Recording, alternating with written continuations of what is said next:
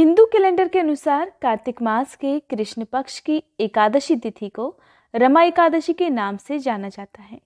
रमा एकादशी के दिन भगवान विष्णु के साथ साथ धन, ऐश्वर्य और वैभव की देवी माँ लक्ष्मी जी की भी पूजा विधि विधान से की जाती है।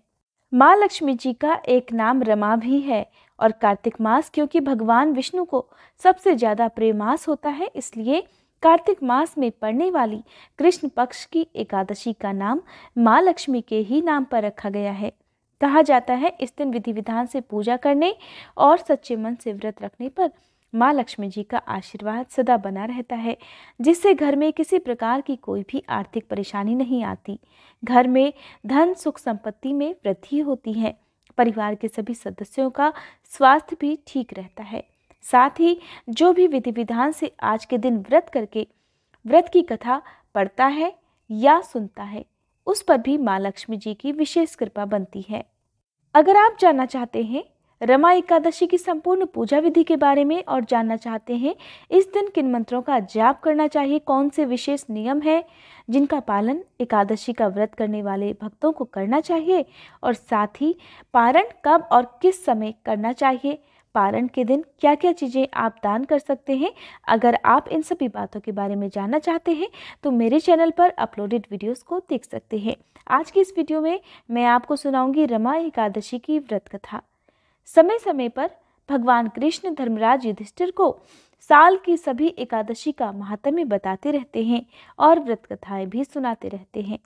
एक बार की बात है, भगवान कृष्ण से धर्मराज युधिष्ठिर ने पूछा, हे श्री कृष्ण, कृपया कर अब आप मुझे कार्तिक मास के कृष्ण पक्ष की एकादशी का महात्म्य और कथा सुनाइए। भगवान कृष्ण ने कहा, हे धर्मराज, कार्तिक मास के कृष्ण पक्ष की एकादशी का नाम रमा है। इस दिन व्रत रखने से सभी पापों का नाश हो जाता है। इस व्रत की कथा इस प्रकार है, ध्यान पूर्वक सुनो। इस दिन जो भी भक्त श्रद्धा पूर्वक इस कथा को सुनता है उसके भी सभी पापों का नाश हो जाता है। पौराणिक काल में मुचुकुंद नाम का एक राजा राज्य करता था। इंद्र, वरुण, कुबेर, विभीषण आदि उसके परम मित्र थे। वह बड़ा सत्यवादी और विष्णु भक्त था। उसका राज्य बिल्कुल निष्कंटक था। उसकी चंद्रभागा नाम की एक कन्या थी, जिसका विवाह उसने राजा चंद्रसेन के पुत्र शोभन से कर दिया। वह राजा एकादशी का व्रत बड़े ही नियम से करता था और उसके राज्य में सभी कठोरता से एकादशी व्रत का पालन करते थे। एक बार की बात है, शोभन अपनी ससुराल आया हुआ था। वह कार्तिक का महीना था। इसी मास में महापुण्यदायिनी रमा एकादशी आ गई। क्योंकि इस दिन सभी व्रत रखते थे, चंद्रभागा ने सोचा, मेरे पति तो बड़े कमजोर हृदय के हैं, वे एकादशी का व्रत कैसे करेंगे, जबकि पिता के यहाँ तो सभी को व्रत करने की आज्ञा है। मेरा पति अगर राजा की आज्ञा मानेगा तो बहुत कष्ट पाएगा। चंद्रभागा को जिस बात का डर था वही हुआ। राजा ने आदेश जारी किया कि इस समय उनका दामाद राज्य में पधारा हुआ है, अतः सारी प्रजा विधान पूर्वक एकादशी का व्रत करे। जब दशमी तिथि आई तब राज्य में ढिंढोरा पिट गया। उसे सुनकर शोभन अपनी पत्नी के पास गया और कहने लगा, हे प्रिय, तुम मुझे कोई उपाय बतलाओ, क्योंकि मैं ये उपवास तो कर ही नहीं सकता। यदि मैं उपवास करूंगा तो अवश्य ही मर जाऊंगा। पति की बात सुनकर चंद्रभागा ने कहा, हे स्वामी, मेरे पिता के राज्य में एकादशी के दिन कोई भी भोजन नहीं कर सकता। यहाँ तक कि हाथी, घोड़े, ऊंट, पशु आदि भी तृण, अन्न, जल आदि ग्रहण नहीं करते। फिर भला मनुष्य कैसे भोजन कर सकते हैं? यदि आप उपवास नहीं कर सकते तो किसी दूसरे स्थान पर चले जाइए, क्योंकि यदि आप यहाँ रहेंगे तो आपको व्रत तो अवश्य ही करना पड़ेगा। पत्नी की बात सुनकर शोभन ने कहा, हे प्रिय, तुम्हारी बात तो उचित है, परंतु मैं व्रत करने के डर से किसी दूसरे स्थान पर नहीं जाऊंगा। अब मैं व्रत अवश्य ही करूंगा, परिणाम चाहे कुछ भी क्यों ना हो। भाग्य में लिखे को भला कौन टाल सकता है। सभी के साथ इस प्रकार शोभन ने भी एकादशी का व्रत किया और भूख प्यास से अत्यंत व्याकुल होने लगा। सूर्य नारायण भी अस्त हो गए और जागरण की रात भी आ गई। वह रात शोभन को बहुत ज्यादा दुख देने वाली थी। दूसरे दिन सूर्योदय होने से पहले ही भूख प्यास के कारण शोभन के प्राण पखेरु उड़ गए। राजा ने शोभन के मृत शरीर को जल में प्रवाहित करा दिया और अपनी पुत्री को आज्ञा दी कि वह सती ना हो, भगवान विष्णु की कृपा पर भरोसा रखे। चंद्रभागा अपने पिता की आज्ञा अनुसार सती नहीं हुई।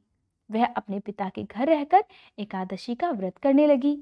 उधर रमा एकादशी के प्रभाव से शोभन को जल से निकाल लिया गया और भगवान विष्णु की कृपा से उसे मंदराचल पर्वत पर धन्य धान्य से परिपूर्ण तथा शत्रु रहित देवपुर नाम का एक उत्तम नगर प्राप्त हुआ।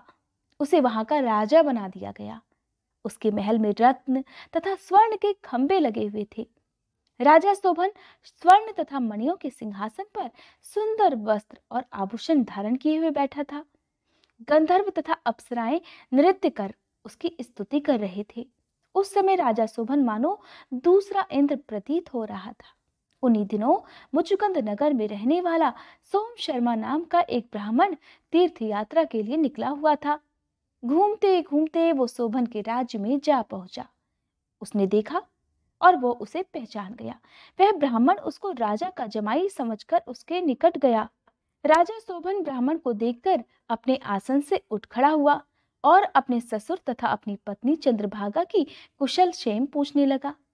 शोभन की बात सुनकर सोम शर्मा ने कहा, हे राजन, हमारे राजा कुशल से हैं तथा आपकी पत्नी चंद्रभागा भी कुशल पूर्वक है। अब आप अपना वृतांत बतलाइए।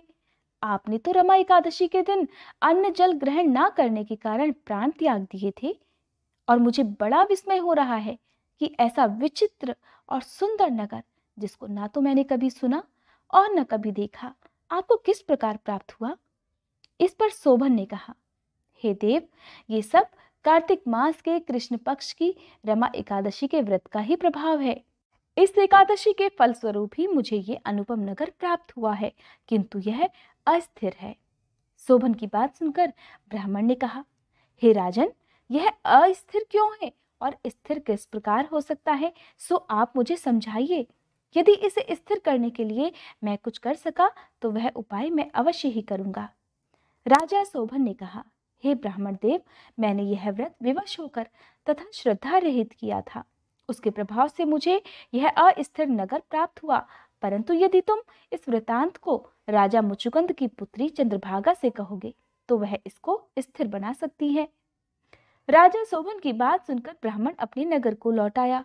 उसने चंद्रभागा से सारी बात कह दी। इस पर राजकन्या चंद्रभागा बोली, हे ब्राह्मण देव, आप क्या वह सब दृश्य प्रत्यक्ष देखकर आए हैं या स्वप्न तो नहीं कह रहे। चंद्रभागा की बात सुनकर ब्राह्मण ने कहा, हे राजकन्या, मैं तेरे पति शोभन और उसके नगर को प्रत्यक्ष रूप से देखकर आया हूं, किंतु वह नगर अस्थिर है। तू कोई ऐसा उपाय कर जिससे कि वह सब स्थिर हो जाए। ब्राह्मण की बात सुनकर चंद्रभागा कहने लगी, हे ब्राह्मण देव, आप कृपया कर मुझे उस नगर में ले चलिए। मैं अपने पति को एक बार देखना चाहती हूँ। मैं अपने व्रत के प्रभाव से निश्चित ही उस नगर को स्थिर बना दूंगी। चंद्रभागा के ऐसे वचनों को सुनकर वह ब्राह्मण उसे मंदराचल पर्वत के पास वामदेव के आश्रम में ले गया। वामदेव ने उसकी कथा को सुनकर चंद्रभागा का मंत्रों से अभिषेक किया। चंद्रभागा मंत्रों और व्रत के प्रभाव से दिव्य देह धारण करके अपने पति के पास चली गई। शोभन ने अपनी पत्नी चंद्रभागा को देखकर उसे प्रसन्नता पूर्वक आसन पर अपने पास ही बिठा लिया। चंद्रभागा ने कहा, हे स्वामी, अब आप मेरे पुण्य को सुनिए। जब मैं अपने पिता के घर में 8 वर्ष की ही थी, तब से ही मैं साविधि एकादशी का व्रत कर रही हूँ। उन्हीं व्रतों के प्रभाव से आपका यह नगर स्थिर हो जाएगा और सभी कर्मों से परिपूर्ण होकर प्रलय के अंत तक स्थिर रहेगा। चंद्रभागा दिव्य स्वरूप धारण करके तथा दिव्य वस्त्रालंकारों से सजकर अपने पति के साथ सुखपूर्वक रहने लगी। हे धर्मराज, ये मैंने एकादशी का महात्म्य तुमसे सुनाया। जो मनुष्य रमा एकादशी के व्रत को करते हैं और इस कथा को सुनते हैं, उनके सभी पाप नष्ट हो जाते हैं और वह अंत समय में विष्णु लोक को जाते हैं। आज की ये कथा आपको कैसी लगी, कमेंट बॉक्स में विष्णु भगवान की जय लिखकर मुझे जरूर बताइएगा। साथ ही अगर आप मेरे चैनल पर नए हैं तो मेरे चैनल को सब्सक्राइब करके